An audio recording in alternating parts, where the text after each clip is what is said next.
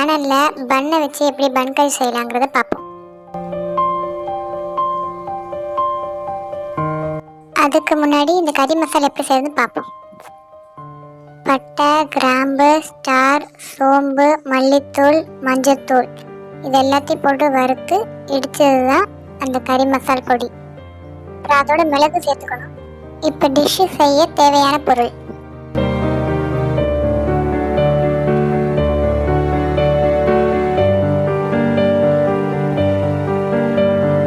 இதெல்லாம் தான் தேவையான பொருட்கள். செய்முறை பார்ப்போம்.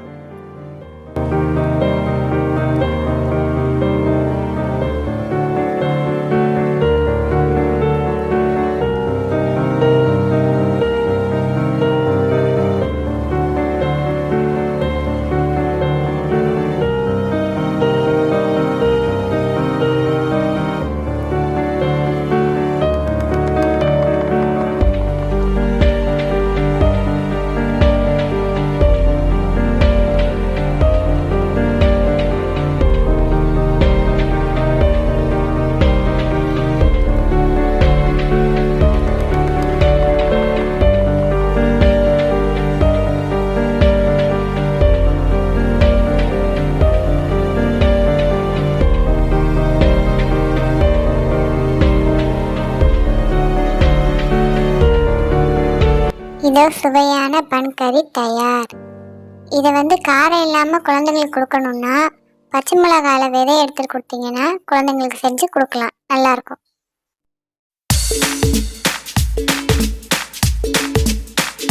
இன்னைக்கு நம்ம பக்கோடாவை ரோல் செஞ்சு சாப்பிட போகிறோம்.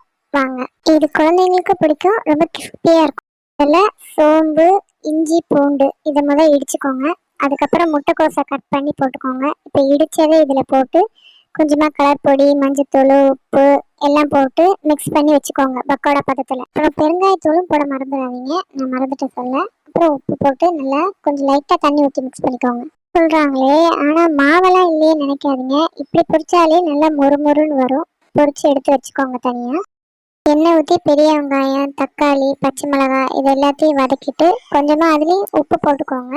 அப்புறம் மல்லித்தூள், மிளகுத்தூள், கரம் மசாலா எல்லாம் போட்டு ஒரு கிளறிட்டு லாஸ்ட்டாக நம்ம வறுத்து வச்சுருக்க முட்டைக்கோசையும் போட்டு ஒரு பெரட்டிட்டு மல்லி இலை தூவி இறக்கிக்கிட்டீங்கன்னா ரெடி ஆயிரும். இதை நீங்கள் சப்பாத்தியில் மட்டும் வச்சு சாப்பிடணும்னு அவசியம் இல்லை, சாப்பாடு கூட தொட்டுக்காவாக வச்சு சாப்பிடலாம், அவ்வளோ நல்லாயிருக்கும். இப்போ ரெடியான பக்கோடாவை எடுத்து சப்பாத்தியில் உள்ளார வச்சு ரோல் பண்ணி வெங்காயம், தக்காளி, கொத்தமல்லியோட வச்சு சாப்பிட்டு பாருங்க. சூப்பராக இருக்குங்க இந்த ரோல். அதான் நான் வீடியோவில் சொன்ன மாதிரி இது குழந்தைங்களுக்கு ரொம்ப பிடிக்கும். இதை செஞ்சு சாப்பிட்டு பார்த்துட்டு எப்படி இருக்குன்னு கமெண்ட் பண்ணுங்கள், சப்ஸ்கிரைப் பண்ணுங்கள் நம்ம சேனலை.